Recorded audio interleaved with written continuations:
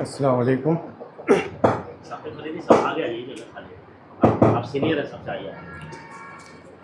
Novel پڑھنے کے بعد جو تاثر قائم ہوا ہے اسے میں نے لکھ لیا ہے، تو صدر محترم کی اجازت سے میں اسے یہاں پیش کر رہا ہوں۔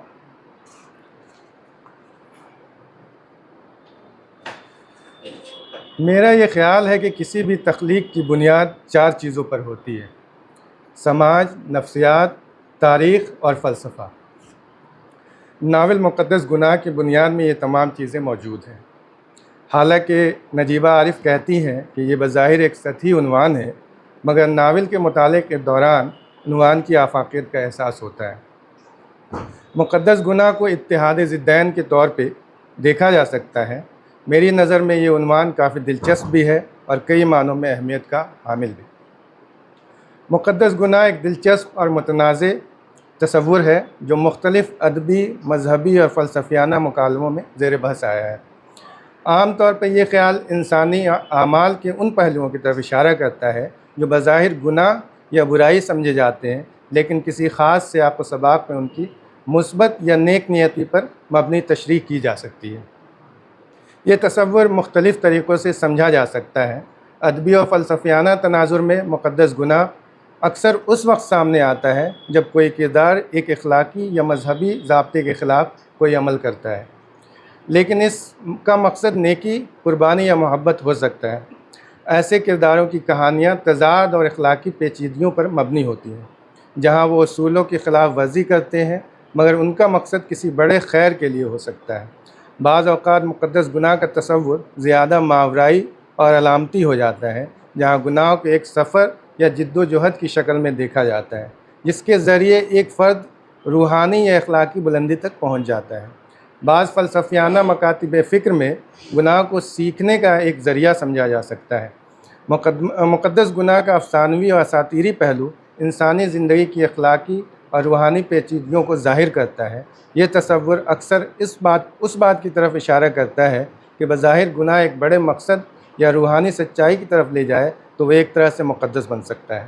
اساطیر اور افسانے انسانی جد و جہد، اخلاقیات اور روحانیت کے اس مشترکہ نقطے کو مختلف طریقوں سے پیش کرتا ہے۔ مثال کے طور پہ پرومیتھس نے انسانیت کی بھلائی کے لیے دیوتا زیوس کے حکم کے خلاف جا کر آگ چوری کی اور انسانوں کو دے دیا۔ یہ عمل زیوس کے قوانین کے تحت ایک گناہ تھا، لیکن انسانوں کو علم اور زندگی کی روشنی فراہم کرنے کے لیے اس کی قربانی کو ایک مقدس عمل کے طور پر دیکھا جا سکتا ہے۔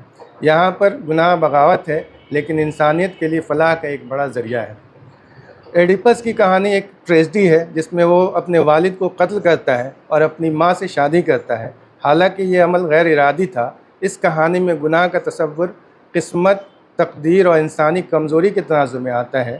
ایڈیپس کا گناہ مقدس اس لحاظ سے ہو سکتا ہے کہ وہ عظیم سچائی کو بے نقاب کرتا ہے اور اس کے ذریعے انسان کی تقدیر کے خلاف جد و جہد کا درس ملتا ہے۔ ہندوستانی اساطیر میں بھی مقدس گناہ کا تصور کسی کی جھلک ملتی ہے، جہاں بعض کرداروں کے اعمال بظاہر گناہ یا دھرم کے خلاف ورزی سمجھے جاتے ہیں، لیکن ان کا مقصد یا نتیجہ ایک بڑی روحانی حقیقت یا خیر کی طرف لے جاتا ہے۔ مہابھارت میں کرشن جی کی تعلیمات اور کردار بھی اسی قسم کے گہرے مفاہیم پر مبنی ہیں، جن کے دوران کرشن جی نے ارجن کو اس کے دھرم کی یاد دہانی کرائی، جو بظاہر اس کی ذاتی اخلاقیات کے خلاف تھی، لیکن کل حقیقت اور دھرم کے اعتبار سے ضروری تھی۔ یہاں پر جنگ میں خون بہانا گناہ سمجھا جا سکتا ہے، لیکن یہ گناہ مقدس ہو جاتا ہے جب اسے دھرم کے اعلیٰ مقصد کے ساتھ جوڑا جاتا ہے۔ رامائن میں رام جی کے کردار میں ایک اور قسم کا مقدس گناہ دیکھا جا سکتا ہے۔ رام جی نے راون کو قتل کیا، جو کہ ایک ظالم تھا، لیکن بعض روایت میں راون کی موت کو ایک مقدس عمل سمجھا گیا ہے، کیونکہ راون خود ایک طاقتور برہمن تھا اور اس کا قتل ایک بڑا روحانی مقصد پورا کرتا ہے۔ مسیحیت میں مقدس گناہ کا تصور بڑی حد تک مریم علیہ السلام کا واقعہ اور عیسیٰ علیہ السلام کا صلیب پر چڑھایا جانا ہے۔ اسلامی روایت میں اس قسم کے قصے زیادہ تر اولیاء کرام، پیغمبروں یا خاص ہستیوں کی زندگی میں ملتے ہیں، جہاں بظاہر ایک گناہ یا غلط عمل کسی بڑے مقصد کی تکمیل کے لیے ضروری ہوتا ہے۔ حضرت آدم علیہ السلام کا درخت کا پھل کھانا بظاہر ایک گناہ تھا، لیکن اسلامی تعلیمات میں اسے اللہ کی جانب سے انسانیت کی آزمائش اور زمین پر انسان کی خلافت کی شروعات کا ذریعہ سمجھا جاتا ہے۔ اس عمل کے نتیجے میں انسانیت کو دنیا میں آ کر اپنی صلاحیتوں کو آزمانے اور اپنے رب کی معرفت حاصل کرنے کا موقع ملا۔ اس ناول میں نینا عادل نے اساطیری علامت سے تخلیقی فائدہ اٹھانے کی کوشش کی ہے۔ ناول کے ایک کردار مہوش کے ذاتی تجربے کو ایک وسیع تر مفہوم کا حامل بنا کر پیش کیا ہے۔ اس میں ایک ذاتی المیہ کو اساطیری تلمیحات کے تانے بانے میں پھیلا کر مقدس گناہ کے احساس پر منتج کیا ہے۔ مہوش زچگی کے ایک ایسے مرحلے سے گزری ہے جس میں بچے کی پیدائش سے پہلے اس کو مار دیا جاتا ہے۔ اسے پڑھ کر مسیحی روایت کی طرف ذہن مبذول ہو جاتا ہے۔ یہ مریم علیہ السلام کی صحبتوں اور عیسیٰ علیہ السلام کے تسلیب کا مظہر ہے۔ کنواری مریم نے تخلیق کی اذیت بھی اٹھائی اور اپنے بیٹے مسیح کا صلیب پر المناک موت کو بھی دیکھا۔ مقدس گناہ پیچیدہ اور متنازع تصور ہو سکتا ہے جس کا مفہوم استعمال کے سیاق و سباق پر منحصر ہوتا ہے۔ نینا عادل نے بھی اس کا استعمال ایک اچھوتے انداز میں کیا ہے۔ اس ناول میں کئی جگہ مکڑی کو علامتی انداز میں پیش کیا گیا ہے جو اپنے معنی اور مفہوم کے اعتبار سے ہر جگہ مختلف ہے، جس سے نینا عادل کے مطالعے کی گہرائی اور گہرائی کا پتہ چلتا ہے۔ پوری تاریخ میں مکڑیوں کو مقبول تہذیب اور افسانوں میں علامت کے طور پر دکھایا گیا ہے۔ یونانی افسانوں سے لے کر افریقی لوک داستانوں تک مکڑیوں کو مختلف قسمی چیزوں کی نمائندگی کرنے کے لیے استعمال کیا جاتا رہا ہے۔ یہ اپنے زہریلے زہر اور اس کی وجہ سے ہونے والی موت کے باعث بغض کی علامت سمجھی جاتی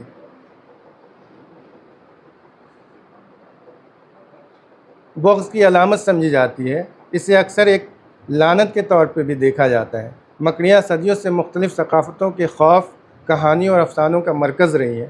فلسفی اکثر مکڑی کے جالے کو استعارے یا تشبیہ کے طور پر استعمال کرتے ہیں، اور اگر آج بھی دیکھیں تو انٹرنیٹ یا ورلڈ وائڈ ویب جیسی اصطلاحات مکڑی کے جالے کے باہمی ربط کو جنم دیتی ہیں۔ مکڑیاں دیگر ثقافتوں میں دیویوں سے بھی وابستہ ہیں۔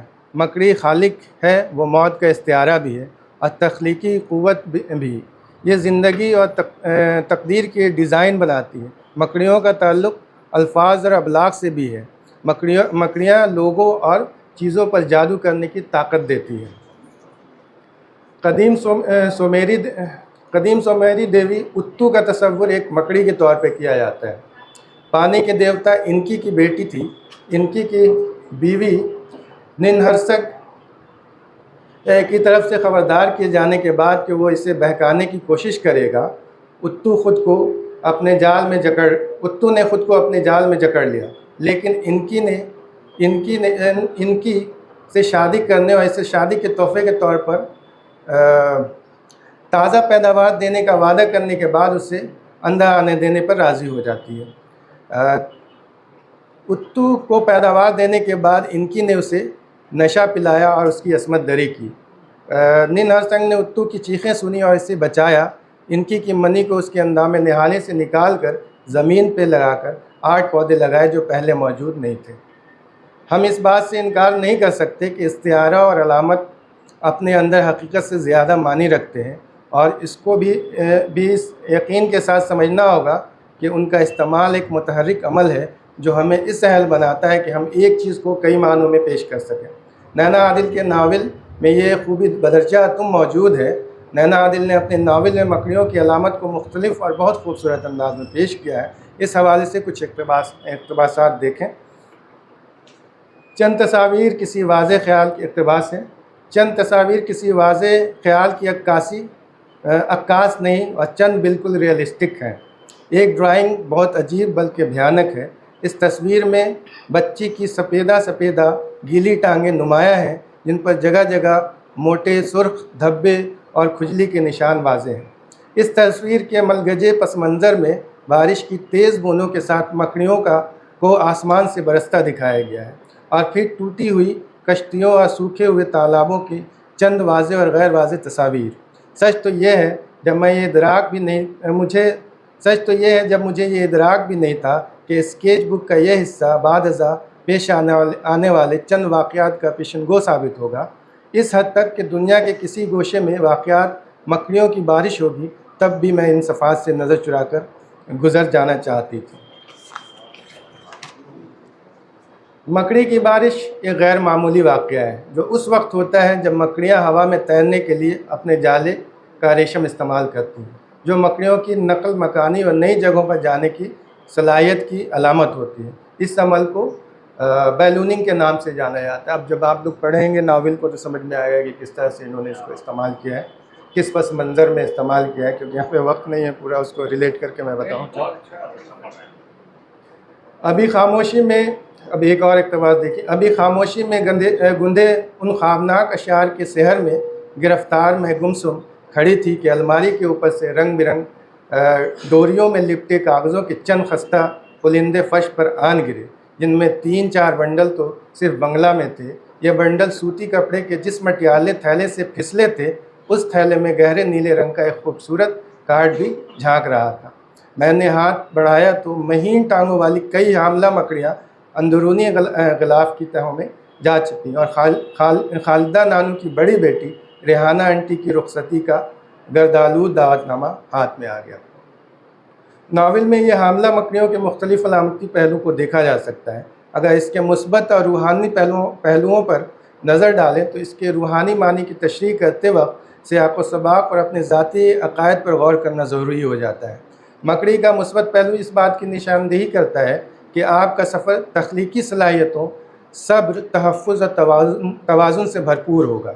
دوسری طرف منفی پہلو کو دیکھیں تو حاملہ مکڑی ایک خوف یا تکلیف کا اعلامیہ ہے جو کہ اس بات کی نشاندہی کرتی ہے کہ آپ کسی بنیادی پریشانی یا خوف کا مظہر ہے۔ حاملہ مکڑیوں کا خواب آپ کی موجودہ جذباتی حالت اور آپ سے متعلق کسی بھی غیر حل شدہ مسائل کے بارے میں بصیرت فراہم کرنے کی طرف بھی ایک اشارہ ہے۔ ایک اقتباس اور دیں۔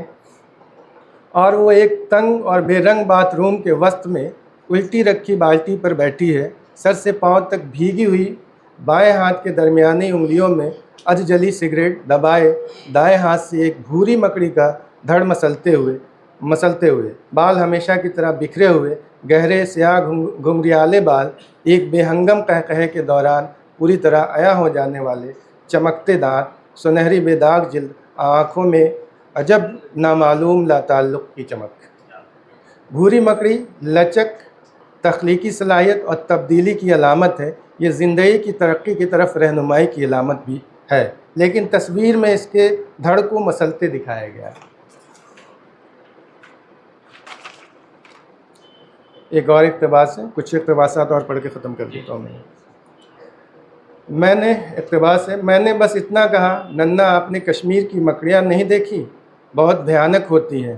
ان کی لمبی لمبی سیاہ ٹانگیں اور دھڑکچے گوشت کے پھڑکتے ہوئے لوتھڑوں جیسے کریل، ان کی خوفناک ٹانگوں میں مہین اور غلیظ بال سانپ کے پھن کی طرح سرسراتے رہتے ہیں، دیواروں پر پلید روحوں کی طرح چلتی پھرتی ہیں۔ یہ چارپائیوں کے نیچے گھات لگا کر چھپ جاتی ہیں تاکہ سوتے ہوئے جسموں پر بدنیتی کے ساتھ رینگ سکیں۔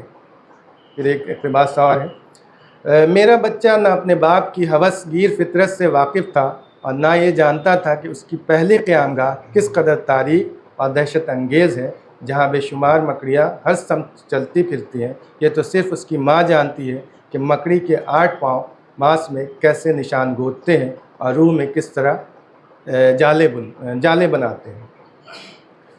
ناول کا مذکورہ اقتباس ایک نصیحت ہے اور تحریر کے ایک خاص موڈ کا مطالبہ کرتا ہے، جسے ہیلن سکسس کے ایکریچر فیمینین سے منسوب کر کے دیکھا جا سکتا ہے۔ یہ ایک ایسی تحریر ہے جو ایک خاص موڈ میں اس طرح کے عناصر کا استعمال کرتی ہے جو متن بنتے ہوئے اسے ادبی اشارے سے بھر دیتی ہے، اور خاص طور سے خواتین تخلیق کار کی رہنمائی کرتی ہے کہ تحریر کو اپنے اختیار کے ذریعے استعمال کریں۔ خواتین کو اس بات پر آمادہ کرتی ہے جو اپنی شناخت ہر اعتبار سے مستحکم ہے۔ شکریہ۔